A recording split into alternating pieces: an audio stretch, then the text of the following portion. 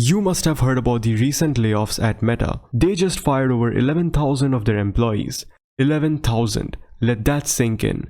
And that's pretty huge when you compare it to Twitter's layoff of 3,700 employees last week. Is it safe to say now that FAANG in general is screwed? Or to rephrase, should we really hype up FAANG as we used to before? Because if you're looking for a FAANG job in 2022, you might want to take the F out of the equation.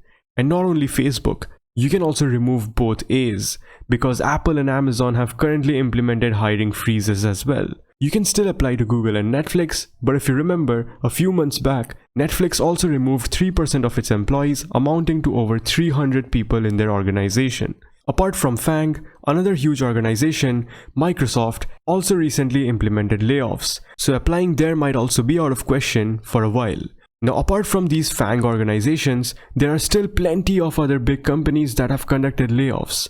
Snapchat cut 20%, Coinbase cut 18%, Stripe cut 14%, Intel also cut 20%, and many more. In 2021, there were almost no layoffs, but the scenario in 2022 has been completely different with around so many companies conducting layoffs. Becoming a programmer has never been easy, but it will definitely be a bit harder for the next couple years. These layoffs also send a big message to those who had become blindsided by the massive hiring and perks provided by many companies in the last few years. The message is to not associate yourself with the company or brand you work for, but to always associate yourself with the work you're indulging in.